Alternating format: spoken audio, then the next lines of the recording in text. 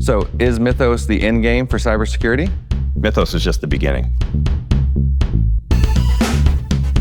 Welcome to AI Security Brief, where we're unpacking emerging AI threats, vulnerability research, and the strategic decisions security leaders are making right now. I'm Johnny Hand. And I'm Dustin Childs.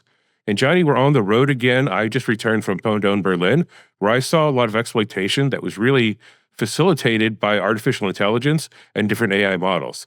While at the same time, you had a chance to talk to Bair from Anthropic and all things Mythos. So I'd love to hear more about your conversation with him. Yeah, it was honestly a great conversation. And Rob really is the perfect person for this. As the head of national security partnerships at Anthropic, he's had a storied career throughout the military. And one that is kind of a fun fact, actually circled my military career where we both worked in cybersecurity in the US government. So we dug into Mythos, we dug into nation state activity. It was very, very fun, very interesting, and I'm excited to jump right in. Yeah, I'd love to hear more about it, especially because there's so much hype around Mythos, but I really want to get into beyond the hype and why it matters, and especially since the nation state angle is a real and current threat and not theoretical in the least. We've already seen this happening in the wild. Great. Let's dive in.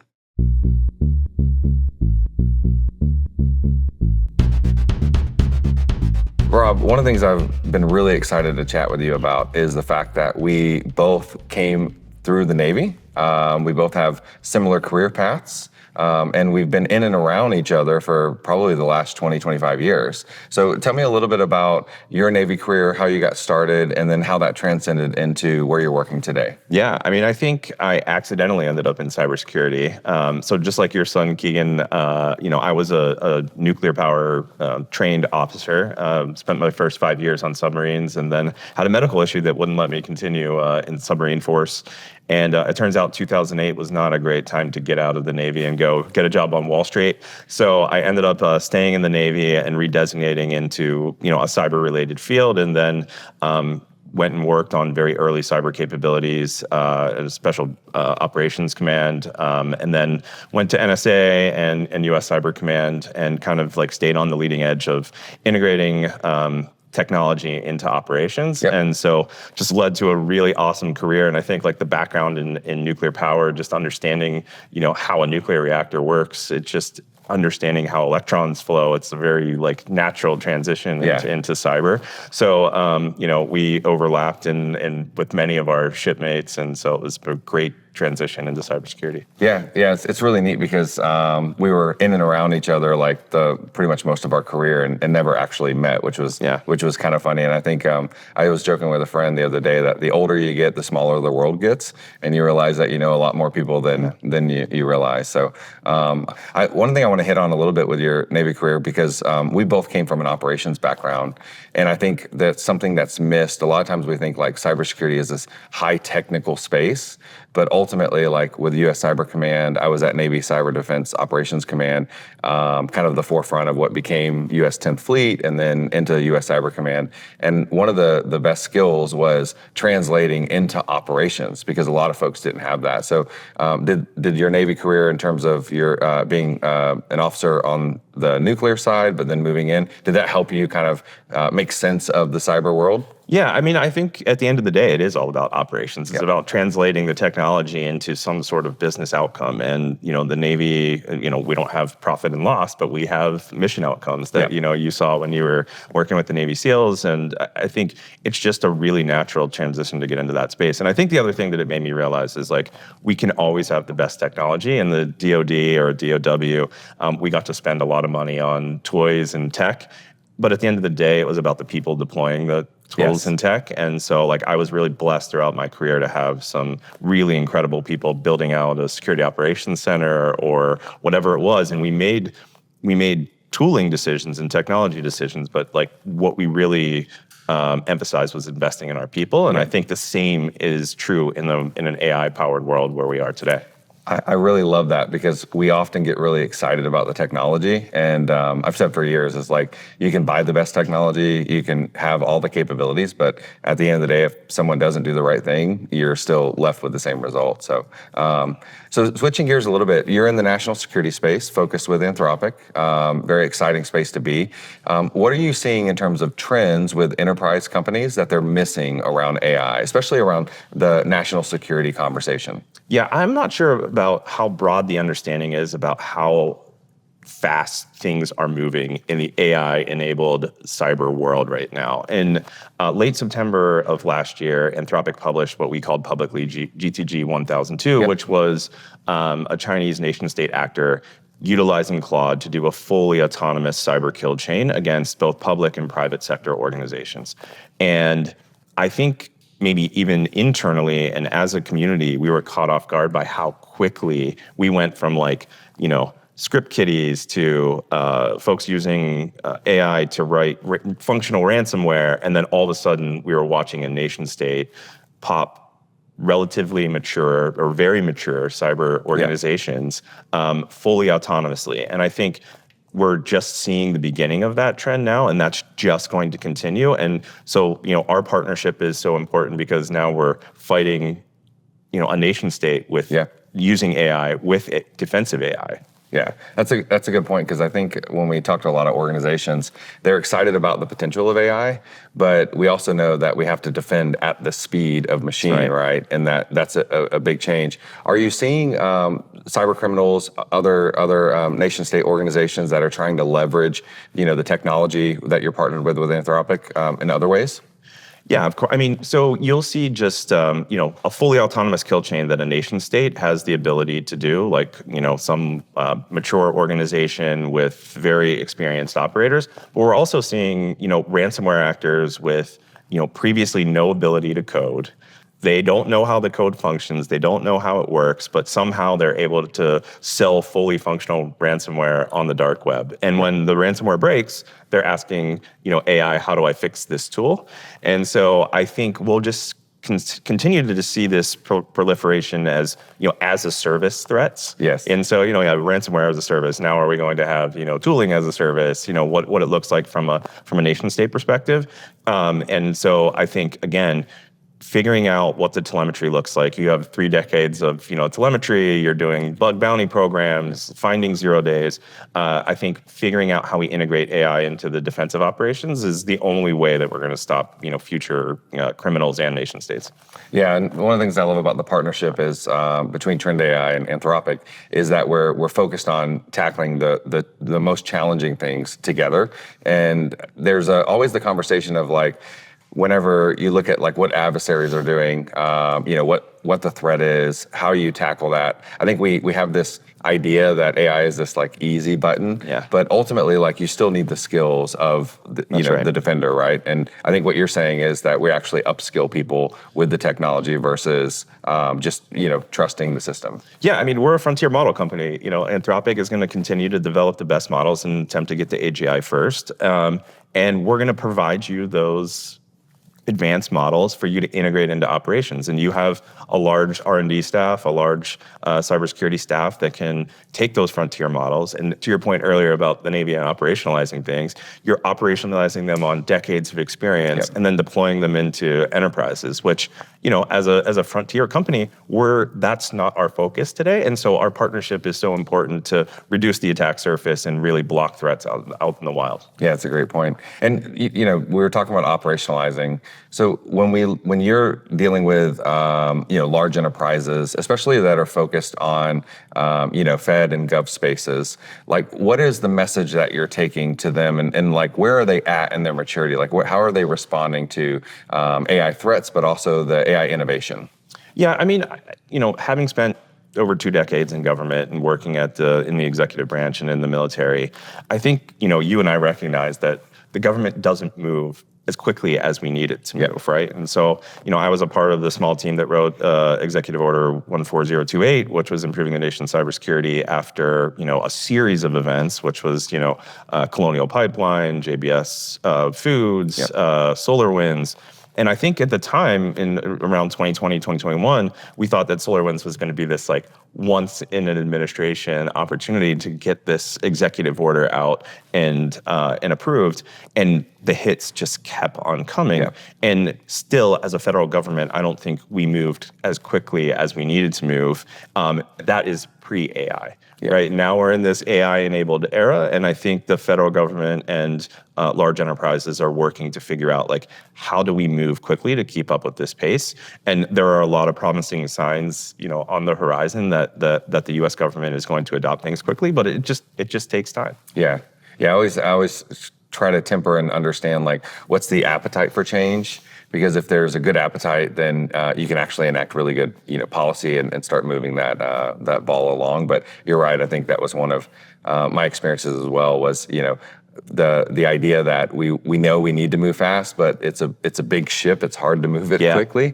So that's always a big challenge. And so, kind of jumping into that conversation around the risks and the movement of the government in general and those things, let's pivot a little bit to the excitement and also the anxiety around Mythos and this model that was released and the partnerships around that. Can you give us a little bit about what Mythos is and maybe what it isn't that people are missing? Yeah, I mean, look, Mythos is just the beginning when it comes to more cyber capable models. Yep.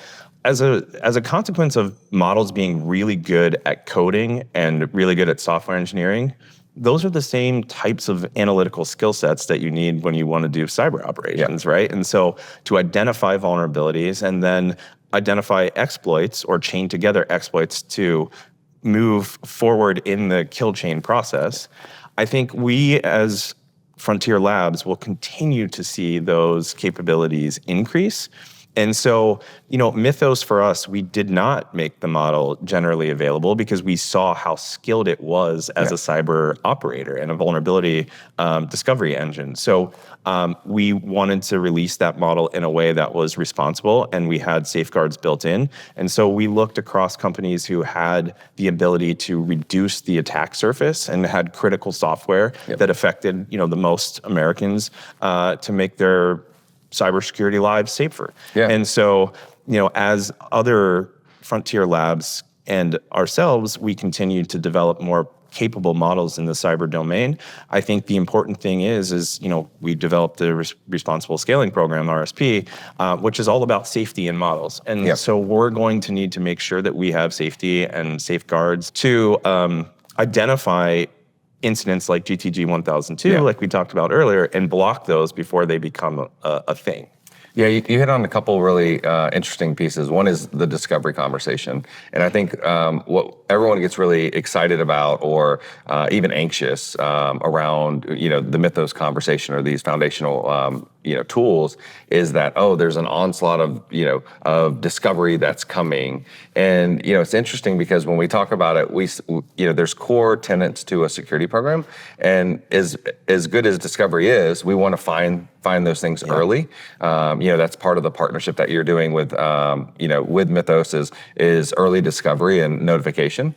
We've operated ZDI for over 20 years, and one of the things that we found is, there's a large gap between discovery and actually remediating. And I think that's the message, right? Is like, hey, we're going to get really good, and we're going to see more and more discovery, but now we have to learn how to close the gap. Are you having those conversations around Mythos with in the national security space around the later part, which is not just the discovery, but the actual remediation? Yeah, that's a great point. And when you and I were in uniform, I think patching was always the bane of our existence, right? Whether you were tracking it on an Excel spreadsheet, but the vulnerabilities came at a pace which were unmanageable even at that time, right? We couldn't patch fast enough. And now we're in this space where we're going to see probably tens of thousands of vulnerabilities in software.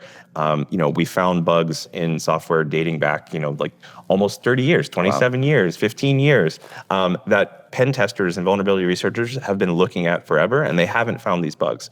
Now we're finding them. We're finding them at a speed that's unprecedented.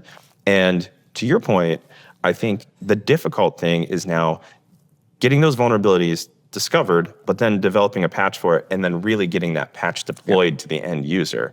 And so that's always been a bottleneck. And now we've even increased that bottleneck by, finding vulnerabilities at a speed which we haven't seen in the past. Yeah, there's an oncoming flood of discovery, right? But you hit on something earlier around responsible, right? You had to talk about the responsible program. Can you expound a little bit on that and what that means for enterprises and especially in the federal space? Yeah, I mean, look, responsible disclosure, like we're working closely with, partners and vendors in the program. And we've also made generally available Cloud Security, which allows companies to quickly scan code bases that are proprietary and find vulnerabilities in those and patch them. So, we're an enabler of vendors and security providers to then go and help them fix, vulnerabilities in their critical software. And so, we want to work with vendors as closely as possible to say, like, we'll give you the capability. Yep. You have to go and scan your software, fix those vulnerabilities, and then, work with whether it's the federal government or the private sector to go and get those patches into the hands of the end user, which again is the most difficult thing. Yeah, that's the life cycle that I think we don't often talk about. And I think anyone that's been in cybersecurity for years, especially with the speed and pace of AI, is like, I love the discovery pace. I want to understand, as early as possible what bugs are out there and is there, an attack path. But then we have to get to the real work. And the real work is the hardest part, which is like, can we patch these? Can we move in an environment and move to our production, get these applied and work on that? So the responsible disclosures is important. It's a good conversation. And then that allows the, security operators to actually look at their environment, contextualize it and say, okay, right, now I have to do something about this. Yeah, I mean, I think years ago when we were in uniform, we talked about defense in depth. Like that was like the whole thing in the Navy, it was defense in depth. And I think, that being brilliant at the basics, one, which is, figuring out how you patch, still very, very important when it comes to preventing exploitation on your networks. And two, it's having partners like Trend AI and having the ability to either block proactively threats or detect things that are 0 days, like your research and development teams are doing today. Like that still holds true today. Yeah, I love that statement of being brilliant, right, at the basics, because I think sometimes we feel like I normally catalog most of what we do into the three categories of like people, processes, and technology, and we often think that there's going to be a technology that's just going to fix things, right? And so in this case, we're talking about Mythos, and the discovery factor is exponentially increased, but we still have to get to the basics. We still have to be able to patch and remediate, and being really, really good at the simple things, the core foundational items, are really what sets you apart. From a security practitioner, maybe for security listener or leaders that are listening to this podcast, could you provide like one or two, key takeaways, if you will, around Mythos and like how do you shore up and firm up your programs? Yeah, look, again, like I said, Mythos is just the beginning. I think figuring out how you integrate frontier models into your security program is extremely important, whether that's for, vulnerability research or figuring out how you use agents to help you patch in a very efficient way. I think that's really important. I think understanding the speed at which things are happening, right? Like we saw a step change function from Opus 4.6 to Mythos Preview in its ability to do cyber-related tasks.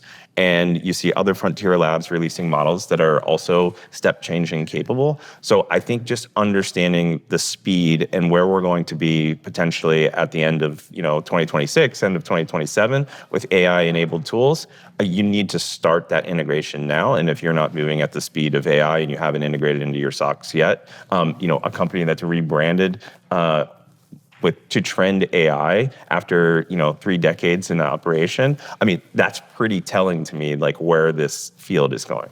All right, so Rob, as we wrap up today, we normally ask our guests: is there one key takeaway or maybe one thing that we didn't cover that you'd like to highlight and talk about? Yeah, I think Mythos Preview has been the topic of conversation since April 7th when we released it publicly. I think what we're missing in that conversation is actually integrating other frontier models into your security posture, right? And so we released Cloud Security that I mentioned earlier. So figuring out how you're going to operate in the world of AI with non-Mythos models is extremely important, right? And so we're making those models generally available so security practitioners can figure out how they're going to integrate into their workflows. And we would love to see that proliferate even more than it is today. Yeah, there's an opportunity to use, the bevy of tools to really level yourself up as a practitioner.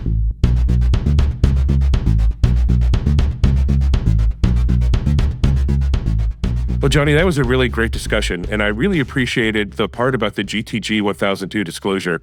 I mean, where you have a nation state running a fully autonomous kill chain using a frontier AI model.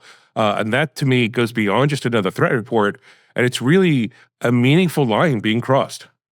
And it's a differentiated message with Mythos as well. And Rob actually hit it right on the head. He said, this isn't the end of cybersecurity. This is actually the ground floor. And that really, really reinforces what's always been true. And we have to understand that while discovery is getting faster, we still have to see discovery through remediation. And that's something that our Trend AI zero-day initiative team has been doing for over 20 years. Yeah, and just like we saw at Podo and Berlin, I mean, AI-enabled offense is certainly here and it's going to stay, but it really just requires AI-enabled defense at scale to counteract that. That's one of the reasons that Trend AI has partnered with Anthropic to understand these frontier models and to make sure that they meet operational deployment. Yep. And a key takeaway for our listeners, if you haven't started integrating AI into your security operations centers or your security workflows, you have to start now. So I'd like to thank Rob Bair for such a great conversation. If you'd like to learn more about Rob and his work with Anthropic, or how to access additional resources related to our partnership, please see the show notes for those. Yeah, we also linked to an on-demand webinar Johnny and I delivered on how Mythos raises the stakes for cybersecurity, plus links to nation-state and AI-related threat research. So go check those out. And that does it for another episode of AI Security Brief. We want to thank you for joining us. Our goal is to host conversations that have you thinking differently about security. And if it does, consider subscribing so you don't miss what's next. AI Security Brief is mixed and produced by Elliot Peltzman with original music by Omnia Jinx. Our executive producer is Jennifer Iben, with content strategy by Mayan Plout and Melanie Gallant. Additional production help by Liz Stokes. Video editing by Sorel Joppi and Bridget Creaky Wild. Thank you so much for listening, and we'll see you next time on AI Security Brief.